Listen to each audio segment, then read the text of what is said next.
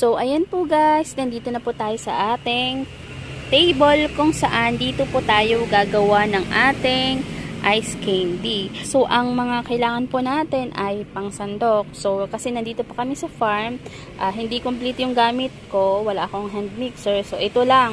So, kung ano lang yung available. So, hindi pa kami nakabalik sa QC. Ayan. Tapos, ito siya, kasi ito yung sukatan ng gagawin mong ice candy para balanse lahat ang haba ng iyong ice candy. Then, itong ice candy wrapper natin, ito ay 1 3/4. So, dapat kasi 1 1/2 yung hanap ko, walang available. So, kung ano lang po yung meron. Total, ito, sample lang po ito guys. Hindi ko siya ibibenta kasi nandito naman kami sa farm. So, wala akong mapagbentahan. So, kung gusto nyo magtinda, pwede nyo po itong sundin para magkaroon lang kayo ng guide. Okay? So, ito pang sandok. Tapos, imbudo. And then, ito siya guys. Bumili din ako nito dito kasi dito natin ito-transfer ito. So, ito talaga yung main ingredients natin. Na-order ko yan siya sa Shopee. Ito yung pang-coat natin. Chocolate fondue ba ito? Fondue or fondue? Hindi ko alam. Basta ito. So, 1 kilo siya. Ayan. So, kapag lagay na natin ito sa freezer, titigas na siya. Pero liquid pa to siya, liquid pa. So, dito natin siya ita-transfer later. Tapos, ito, shake. Kasi vanilla yung flavor natin. So, vanilla yung in-order natin. 1 kilo din siya. Tapos, ito siya. Dapat nakahanda ka din ng ganito. So, malamig na yan. Kasi, pag gumagawa ka na ng ice candy, dapat diretso shoot na dito para hindi maghalo yung mixture at saka yung chocolate mo na pang-coat. So, ang hinanda ko ay 1 litro ng tubig lang po kasi yan lang yung gagawin ko. So, ang gagawin natin, mag-taste test lang po tayo kasi hindi naman po mauubos yung powder natin. So, titikman lang natin kung tama na yung timpla. So, malalaman natin yun kung ilang cup, ayan, kung ilang cup yung kasya sa 1 litrong tubig. Tapos, dito tayo mag-mix. Okay, so, ngayon, i-transfer na po natin yung chocolate dito sa ating lagayan. So, ayan guys, na-transfer ko na siya. But, look what happened. Ayan, tumulo dyan So, hindi yan madumi mga mami sa chocolate yan. Ito yan. So, lagay natin yung 1 liter dito. So, titingnan natin kung ilang cup yung kasya sa 1 litro. And 1/2. So, 1 1/2 muna guys.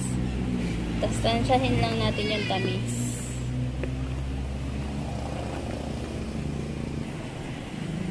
So, ayan guys, natunaw na siya at natikman ko na din. So, tamang-tama pala, 1 1/2 sa 1 litrong tubig. So, 1 1/2 cup.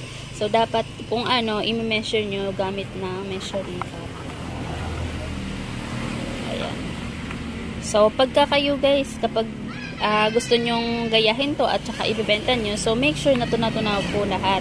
Pero ako, okay na to kasi sa amin lang naman at saka pahapon na kasi at nandito ako sa labas. So, as you can see, hindi na siya ganun kaliwanag. So, okay na yan siya. So, dapat po, pag lagay kayo, ito yung uunahin.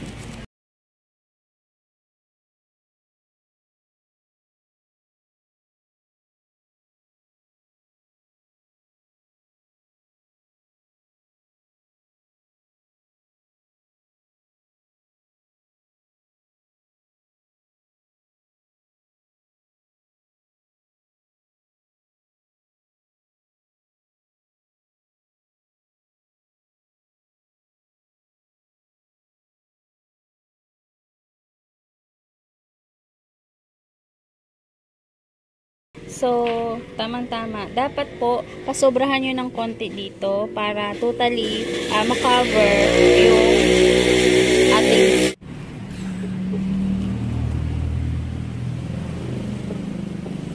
huwag ka malaglag pa lang ka. Malaglag ka dyan.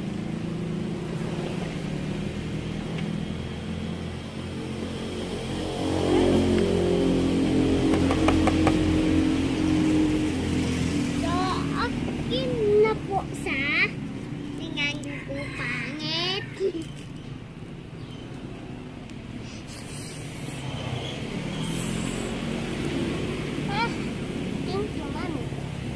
Yan. So, diretso shoot na natin dito. Yan. Sarap kaya. Sarap nga. Ah, yummy. Yummy, mommy.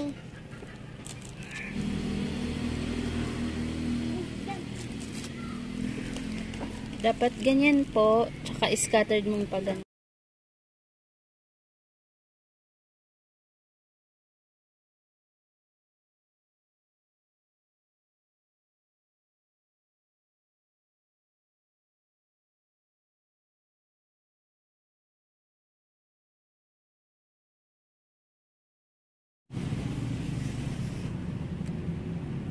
Ang purpose ng yellow ay para tumigas agad-agad yung ating chocolate. So, as you can see, oh, matigas na siya, oh.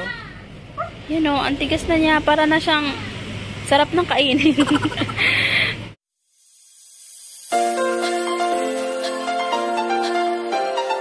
So, ayan, kapag binuksan mo siya, pag-open yung ganyan. So, ito yung chocolate. Ayan. So, ayan na po yung chocolate, oh. So, coated na coated siya dito banda.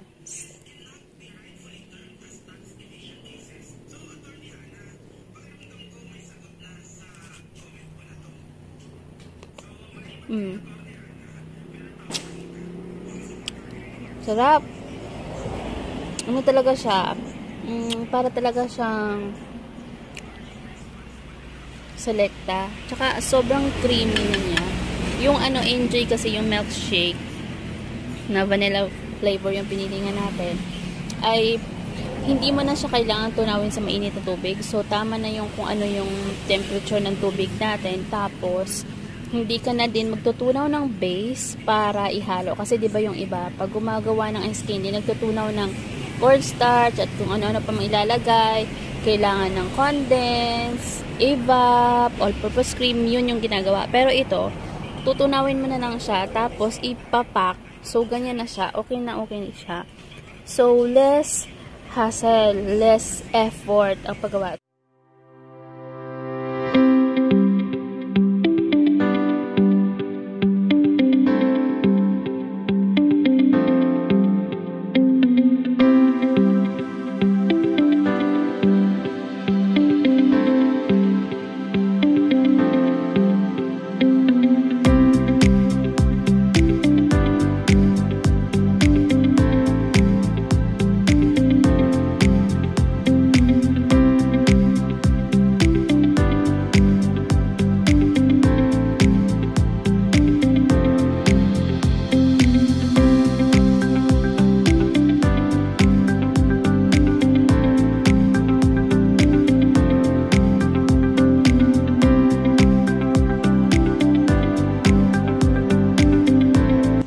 So, ayan guys, sa mga nagtatanong kung gano'n na lang karami ang natira doon sa nabawas ko na 1.5 cup. So, ito pa siya guys. Sobrang dami pa.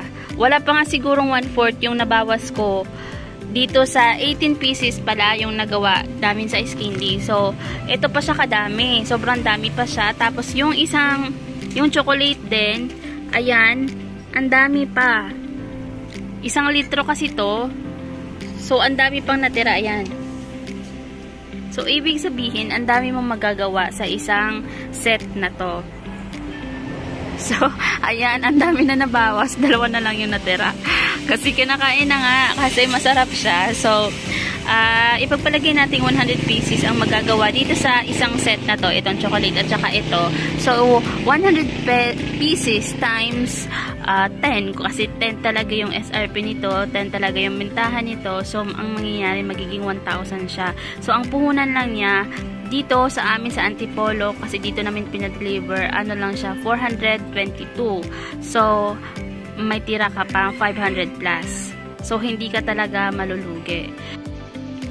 So, share ko din po pala